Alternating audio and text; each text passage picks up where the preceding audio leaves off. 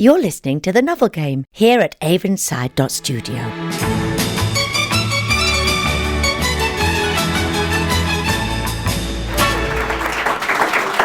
Hello, and you're very welcome to The Novel Game. My name is Bruce Guthrie, and I'll be your host. And I'm joined by three panellists who are going to compete against each other in this game of literary and not-so-literary fakery. On my right, broadcaster and friendly face, Fenella Fudge, plucky newcomer, Robin Ince, and determined to celebrate the grit in life's oyster, Marian Pashley. Here, then, ladies and gentlemen, is the available talent. Fenella, Robin and Marian have all beavered away and have secretly sent me their homework. In each round, I'll read out 3 fakes as well as the actual first line. They will score a point if they choose the right answer, but they will also score a point every time they fool their fellows. So we start with an actual first line, and you have to tell me what book you think it's been taken from. Round 1. It was a queer, sultry summer, the summer they electrocuted the Rosenbergs, and I didn't know what I was doing in New York. So is it number 1, Poor Cow by Nell Dunn from 1967? Is it Manhattan Trans by Reese Weissman-Noboff from 1993? Is it Breakfast at Tiffany's by Truman Capote from 1958? Or is it The Bell Jar, Sylvia Plath from 1963? So, Fenella, with your voluptuous vowels, and I will believe any old nonsense you say, what are you having? What was the first one again? It was Poor Cow, Nell Dunn, 1967. I'm going for that. Mm-hmm. Okay. Robin? I wouldn't go... No, Nell Dunn, she wouldn't take her characters to New York. I think they would stay very much somewhere East End, maybe with a trip to Wales and a waterfall with a Terence Stamp lookalike. So I would possibly... I don't think it's Breakfast at Tiffany's, because I can't remember whether that's actually kind of first-person narrative from that character. I think it may... I'm going to go with the Bell Jar. Bell Jar. Okay, right. And Marian? It's The Bell Jar, Sylvia Plath. Is it? It is. Well, Marian and Robin, you are both right. Oh, here we go. Here we go. But Fenella, you went for... What did you have, Fenella? Poor Cow. Poor Cow. Well, that was Robin's, so he had you. Oh! So Robin gets a point. Oh, no wonder you knew all about her. Exactly. Okay, so on to round 2. This is Malcolm Bradbury, The History Man, published in 1975. Back of the book says this: Howard Kirk, product of the swinging 60s, radical university lecturer, and one half of a very modern marriage, is throwing a party. The night will have all sorts of repercussions for Henry Beamish, Howard's desperate and easily neglected friend, and for Howard's wife Barbara, promiscuous 70s liberal, an exhausted victim of motherhood. So here are your 4 possible answers. Is it number 1? The overcoats of the students were now so heavily badged they were more metal than wood, like knights of teenage outrage before they rusted into middle age. Is it number 2? Barbara sighed, skewered the cheese and pineapple with a vicious stab of a cocktail stick, and wondered which of their female guests her husband would likewise attempt to impale. Is it number 3? He had fought the encroaching ubiquity of the biro his entire working life, but as he unscrewed the barrel of his fountain pen and held the final, now translucent cartridge up to the bulb of his dented anglepoise, he sensed defeat. Or is it number 4? Now it is autumn again. The people are all coming back. And we start with Mr. Ince. Well, I've never read the book. I've seen the TV adaptation. I would... Number 1, because... I kind of think that's the character looks at students with it. There's a certain kind of mixture of sneer and sexual lust. But I don't know. It's either... I think it might be number 4 because it's just there's something about that just setting up the whole thing. So I think I'll go with... You've wavered. 4. I'll go with 4. Okay, lovely. Marian, what are you having? Well, I like the idea of the anglepoise light. He fought the encroaching ubiquity of the biro his entire working life. I like number 2, that Barbara sighed and skewered. I will hurry you. Okay. Cars parked on a meter. Oh, in that case, I'm going to go for It's Autumn Again, just to Okay. spite you. Right. And Fenella? It has to be It's Autumn Again. It has to be. It has to be. It's shortened to the point. The others, they're all mucking about. Are they? It's one of us. One of us has written all of those. So you've all gone for number 4, and you're all right.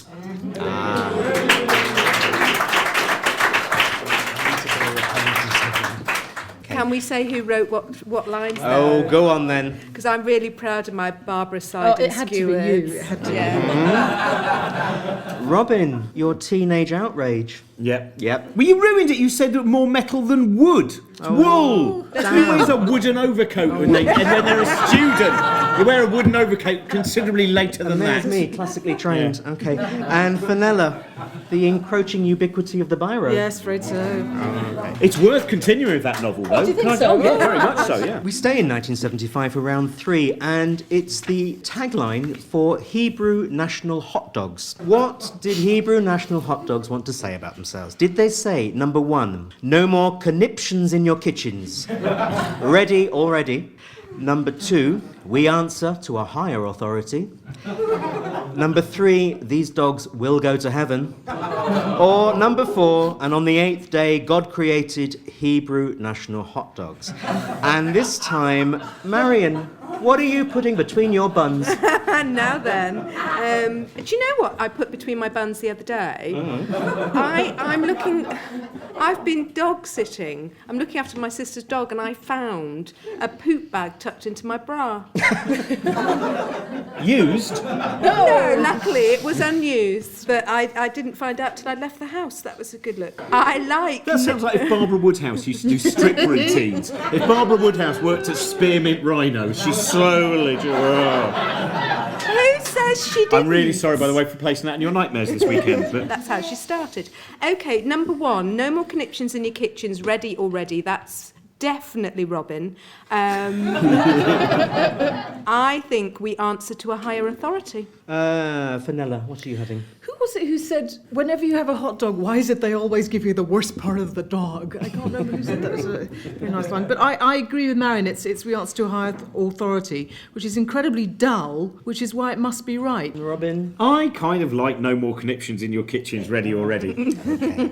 Well, Robin, Fenella had you. Yes. But Marian and Fenella got the right answer. We answer to a higher authority. Okay. So after 3 rounds, you are neck and neck and neck. 3 points each. On to round 4. This is Pam St. Clement, and her book is called The End of an Earring, published in 2015. Back of the book says this: born on the outskirts of London during the Second World War, Pam had an unconventional childhood. Her earliest years were spent with her widowed father, various stepmothers, a foster family, and at a holiday home, before an advertisement in The Lady took her to the farm in Devon that was to become her true home. So you're looking for the first line. What did Pam say? Did she say, number 1, I died on New Year's Day 2012? Did she say, number 2, like many who were children during the Second World War, I grew up without the usual complement of parents, but I was luckier than most since, having never known my mother, I wasn't haunted by what I lacked? Number 3, apparently, I was always an attention seeker. My birth was quite a show, and not even the doctor thought I would live to the end of the day. Or number 4, after losing my own mother, my father set about presenting me with a cavalcade of stepmothers, 14 all told.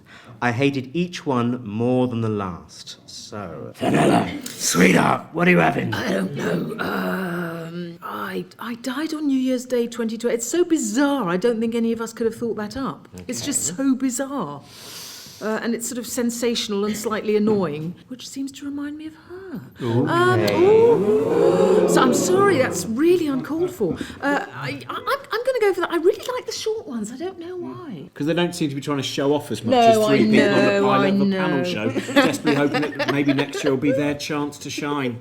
I like I Died on New Year's Day 2012 because it's like the beginning of Sunset Boulevard or a reverse version of The Sixth Sense, which goes, I'll give it away at the beginning. It turns out I was dead all the way through the Albert Square years. But I think I might, because it is the shortest one, but let's just, I'll go with number 2. Just Number to create 2, some kind of okay. conflict. Marian. I think number 2 is a bit too wordy, frankly, and I wasn't haunted by what I lacked. I'm not sure about that. Apparently I was always an attention seeker and the doctor not thinking she'd live through the day. I will stop you there. So, it turns out that Fenella, you have the right answer, annoying as it may be. And Robin and Marian, you owe each other a point. Oh. You win for each other. Okay. Well, So- very nicely, didn't it? Round 5 is... Does that mean we're all still neck and neck then? Yes, it does. Oh. Jostle. Okay, round 5. It's The Best Exotic Marigold Hotel, written by a woman called Deborah Mogak. And I know you pronounce it that way because I checked on Richard and Judy. And if they... that's what they say. What, Dobra or Deborah? And was Dobra. it Richard or Judy who said it? It was That Judy counts. that said it. I Okay. say no more. Enticed by advertisements for a luxury retirement home in India, a group of pensioners leave England to begin a new life. On arrival, however, they discover the palace is a shell of its former self. The staff are more than a little eccentric, and the days of the Raj appear to be long gone. But as they soon discover, life and love can begin again, even in the most unexpected circumstances. So, number 1. As the rickety car turned the corner, we saw ablaze in the generous Indian sunshine the hotel standing like a shabby uncle who, painfully aware that his glory days are behind him, is now shamed by the brutal highlight of a naked light bulb. Number 2. No more yearning for summer. It would be summer all year round. Cordelia wondered if she'd come to yearn for winter instead.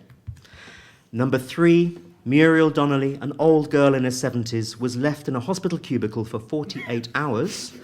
Or, number 4, there was no denying it. They now knew there was a limit to the number of fjords you need to experience in a lifetime. And Robin, we start with you. Well, I think it's highly unlikely to be number 4 because you've left my name at the end of it, therefore revealing that I came up with a field line, which has probably been a help.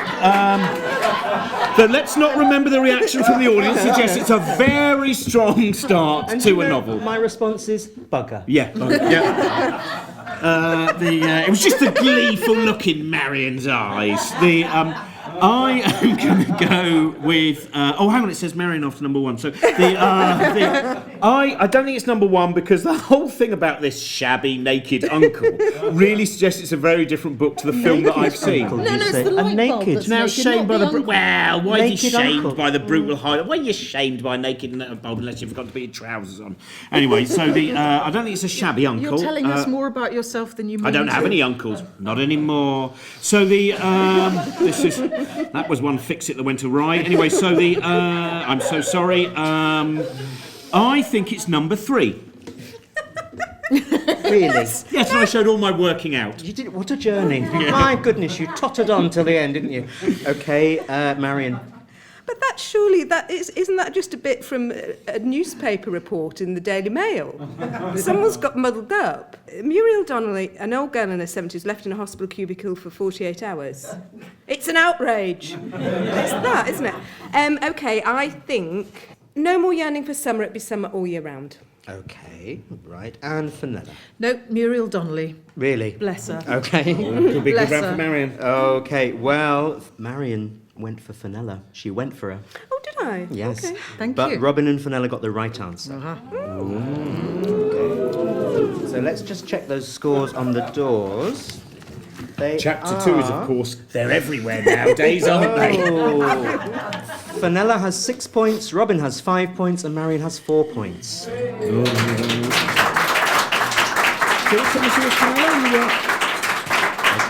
Yes. In round 6, it's biography, and it's Mary Portas, Shop Girl, published in 2015. Mary Portas is one of the world's authorities on retail and brand communication and is credited with turning Harvey Nichols from a staid department store into a modern fashion powerhouse. Number 1. The smells of petrol, tea and leather fill Dad's work van as I sit beside him, watching concrete streets give way to leafy greenness. Number 2. The sound of dusted sweets being poured from a jar never fails to give me a Proustian rush. I'm back in Rickmansworth, and the soon-to-be old money in my hands will be enough to fill me with bonbons. Number 3. On my first day at work, I was openly called a little bitch, but I decided there and then to become a far bigger one. And number 4, being born to a couple of lovebirds who resided in a flat above a shop on the less than salubrious Lewisham High Street. I suppose my eventual life path could be seen as predestined. Marian. I like number 3. On my first day of work, I was openly called a little bitch. Okay, Fenella. Oh, sorry, but I was going to say I like that. But I love the smells of petrol, tea and leather to fill my dad's work van. Well, you have to choose. I will go for that. Will you? Yes. Number 1. Lovely. Fenella. Somebody's had a lot of fun with the Proustian rush in Rickmansworth. Do you know, I like number 4 because it's actually quite pompous. Being born to a couple of lovebirds who resided in a flat above a shop on the less than salubrious Lewisham High Street. It's badly written. I'm going for that. Okay. And Robin. I don't think it's number 4 because I don't think she was born in Lewisham. I don't think she considers herself to be a big bitch in one way. I'm going to therefore, I think, go with number 1. Here's the reveal. Fenella went for Marian, and I think you've got some apologising to do. But Marian and Robin went for the right answer, which was Dad's work van. She knows what she did. She knows what she did. Oh my goodness. Neck and neck and neck. Can I say I deliberately wrote badly? Yes, you can say it. It's a lie, but I'm going to stick to it. Okay. Round 7 is the poster for the film Saturday Night Fever from 1977. So this is the tagline on the poster. Number 1, you can't dance off this fever. Number 2, because the night belongs to disco. Number 3, catch it. Or number 4, in a world of cool, one man is ice. And Fenella, plump now. Well, it can't be catch it because it sounds like catch it. It can't be that. I love number 1, you can't dance off this fever, but I'm sure it's not that. I think it's as usual, it's the one that plods and is not written by somebody who had anything to do with the film, but is tasked with it afterwards. Because the night belongs to disco. I mean, it's just dull, but it's what the film's about. Okay. Robin. I think it's catch it. I do. I think really there's something do. so, yeah. Thought about it? Yeah. Okay. And Marian. I like catch it. Mm-hmm. Yeah. Catch it. Well, I always have a little baggie with me. It's fine. And that's Gives actually me a what purpose. you're having. Okay. Robin and Marian got the right answer. Oh, Catch no. it. Yes. And Fenella went for Robin. Dull and plodding. Well done, I Robin. like to think somebody wrote Well a played. tagline for a film and thought, everyone enunciates well enough for this not to sound like catch it. That's brilliant. The news from next door is that Robin has 8 points, Marian has 7 points, and Fenella has 6 points. And we come to the last round. This is the last line of Poor Cow by Nell Dunn, published in 1967. It's your turn to seduce me today, says Joy, and very gently she took off her stockings. After her tough husband Tom has gone to jail, Joy finds perfect love in the arms of Dave, till Dave gets 12 years for robbery with violence. She still loves him, but her relentless, impulsive nature drives her to snatch sex and excitement wherever she can find them, working as a barmaid, taking up photographic modelling, and always moving from man to man to man. And to help you, from the Sunday People, John Brain wrote, I was disgusted, I was nauseated, I was saddened, but I was not bored. Okay, so your 4 possibles are these. Number 1, as she changed the sheets for the 3rd time that day, she thought, there is no happy after when you're a slag. Number 2, to think when I was a kid I planned to conquer the world, and if anyone saw me now, they'd say, she's had a rough night, poor cow. Number 3, oh Tom, you're home, have I got some stories to tell you? Or number 4, you can't go in there. I can go anywhere I bloody want. And as she strode off, he knew she was right. Robin, finish us off. It's keeping with this theme of what's going on in the outside world. So I don't know whether there's some of the. I don't know whether it's bleak or positive. I'm trying to think whether Nell Dunn would have ended, because this was during one of the kind of kitchen sink dramas, late 60s. So okay, I'll go with negative. I'll go with 2. Number 2? Yes. Okay. Marian? Yeah, I think for some reason I seem to remember that. To think when I was a kid, she's had a rough night, poor cow. And Fenella? Well, just in order to lose this round, I'll go for number 4. Number 4. So it happens that, Fenella, you went for Robin. I shall go anywhere I bloody want. But Robin and Marian got the right answer. She's had a rough night, poor cow.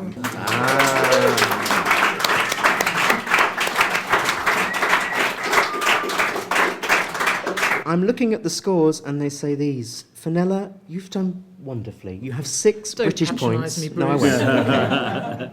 Marian, you've done ever so well. You've got 8 points. But Robin, you have got 10 British points.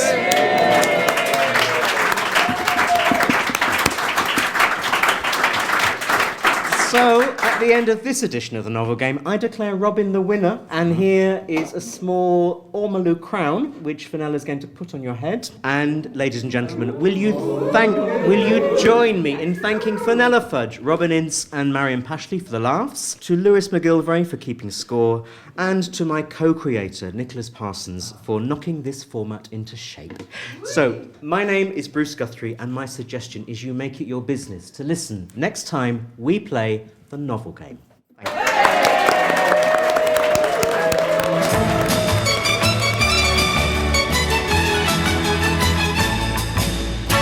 To hear more episodes of the Novel Game, like and subscribe, people. Like and subscribe at Avonside.Studio.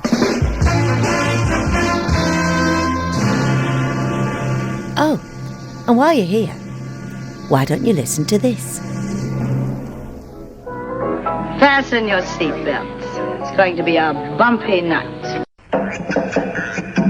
They begin with the beans, coffee beans, coffee beans, coffee beans. When they're making Maxwell House, They take the fresh coffee beans, only fresh coffee beans. to make wonderful Maxwell House. Look inside the jar, it's a rich, fresh brown, but there's coffee pot freshness all the way down. Yes, there's coffee pot freshness in every cup of Maxwell House. Associated Rediffusion presents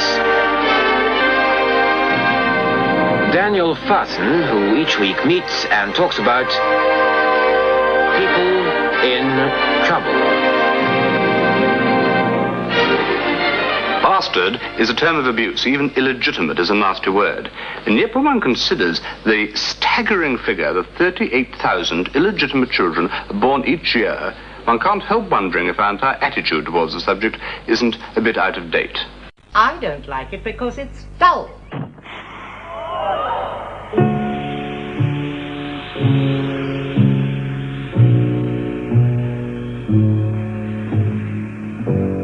Happiness is a cigar called Hamlet, the mild cigar.